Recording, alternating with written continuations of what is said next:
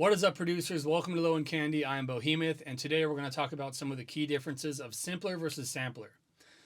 Now, the reason this came up is actually because I was working with a student a couple weeks ago, and they asked an excellent question. They said, how do you warp things in sampler? And after doing some research, it turns out sampler actually doesn't offer a lot of the same warping modes that simpler does. So after finding this out, I kind of dove a little deeper, and I wanted to kind of bring up the key differences of simpler versus sampler, and when a good time to use one would be and when a good time to use the other would be. So let's get into it.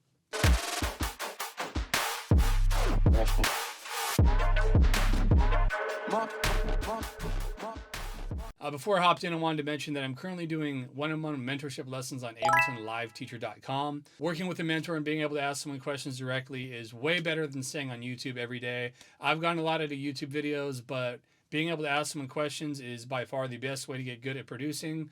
Links in the description. Also, I'm doing new videos almost every day at this point, so like and subscribe. It helps a lot. Thank you very much. Let's get into it.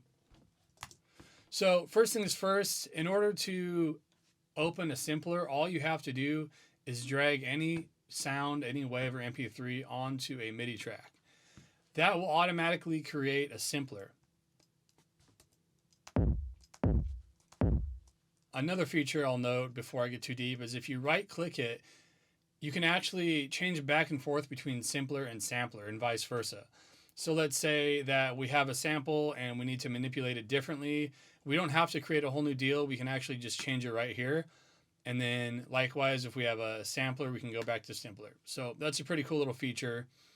So in the very most basic sense of simpler versus sampler, sampler is just a lot more comprehensive than simpler. But it does have different functions, and like we were talking about with the warping modes, it is a little different. So a sampler is made to be used with a bunch of different samples, while a simpler is focused around one sample. So to kind of go over some of the features of simpler, we have three different modes here. We have classic, one shot, and slice. If you're reaching for classic, think ADSR, which is attack, decay, sustain, and release. So classic mode is really to enable you to kind of adjust these. So attack, which how quick the transient hits. Decay, how quickly it decays, and the sustain, how long it sustains. So classic mode is really focused around being able to control these four features. Also, we have our warp modes here: complex, beats, tones, texture, repitch, retrigger. That's pretty much it for classic. Just think ADSR. If you need to manipulate these, go with classic. Now, one shot is a little different. It's more of like an MPC style sampling. A cool part about one shot is we can adjust the fade in, fade out, and transposition right here. This plays through the whole sample no matter what. So we can adjust the fade in, the fade out, volume, velocity. And like I was saying, it kind of works like an MPC sampler. Now we get into slice. What this is actually going to do is it's going to slice up the sample based on how we slice it, or automatically by transients.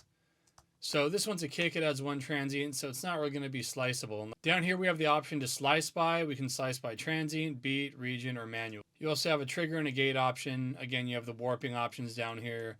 So slicing samples was something that maybe I would drag in a synth.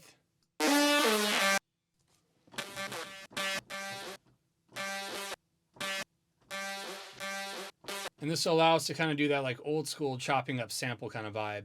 This was done automatically, but we can come in here and we can change it. We can do it ourselves. We can put it in beat mode or region or whatever we want. So pretty cool. And then if we go over here into controls, we actually have a whole nother set of controls that will affect whatever sample is in here. So we have basically an auto filter. We can adjust the frequency, resonance, the curve,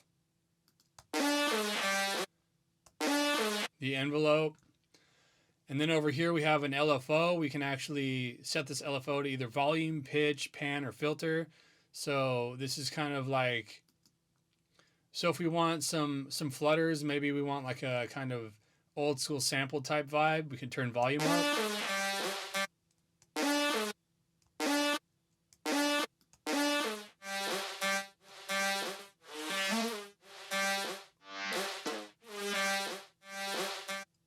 We can adjust how quick we want them to go through. Pitch, pan. So this is cool to kind of mess with. You can get some like RC20 kind of vibes out of this if you're trying to warp a sample and make it sound warped or old or anything like that.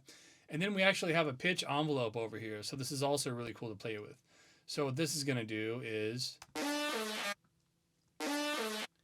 again, we have ADSR.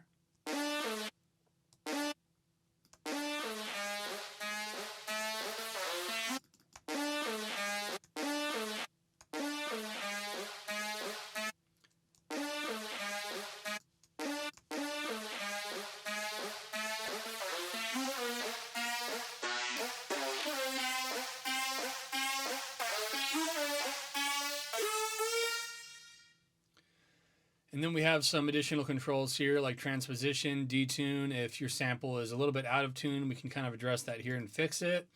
Also glide, portamento. This is an excellent one to have. This one's kind of cool because you can like portamento and glide with vocals or whatever you sample, but I like to do that. I think it's kind of cool. Then again, we have the fade in, fade out transposition. So to kind of summarize Simpler, it's a basic version of Sampler, hence the name Simpler. You have some pretty comprehensive controls for how simple it's supposed to be. And this is a great one to just toss some samples in and play around with.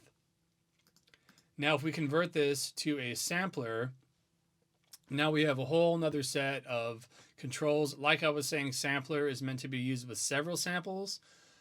Some options we have here, we have reverse. We can change the root note. So if, say, this particular synth is in G, we can change the root note to G, so that way when we're playing it on our keyboard, we're not out of key. We don't have to like figure out, oh, C's here, so G's over here and all that.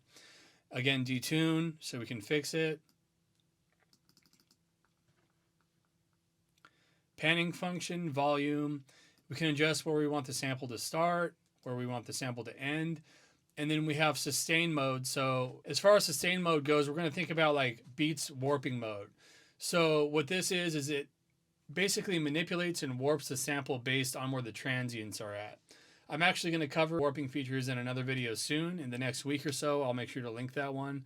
But sustain mode is how it's warped between the different transients. Also, we have a selection here for loop start and release loop. One thing I'll note about this is the loop start and the release of it actually does not have to be coinciding with where the sample starts and where the sample ends.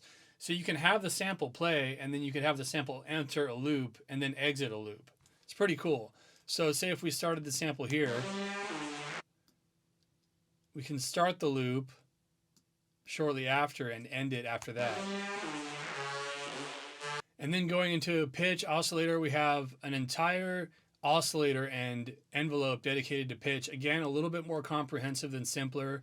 I'm not going to go into every single one of these, but we have some really cool features. Now, like we have glide and portamento, but now we can adjust the time on it. Or we have this oscillator with all these different features here. So again, just like Simpler, more comprehensive. Then we have a filter menu, and now instead of just like a low pass or high pass filter, we have band pass, we have band pass reject, we have all these different filters, all these different envelope and ADSR settings. Modulation, you can get really crazy here. I've seen people do some really creative stuff with modulation. Now you have 3 LFOs, you can use an auxiliary track, and last but not least, you can actually trigger and set up things by MIDI. So Sampler is really endless. I'm going to have to do like a comprehensive overview of it soon because you can really get lost in it, but you can also create some really cool stuff. For this video, I kind of just wanted to outline the differences between Simpler and Sampler and when to use one versus the other. For me personally, I find that Simpler is good for whatever I'm trying to do 90% of the time. But again, if you want more comprehensive controls, thank you guys for watching. I hope you got something out of this video, and I'll see you next time.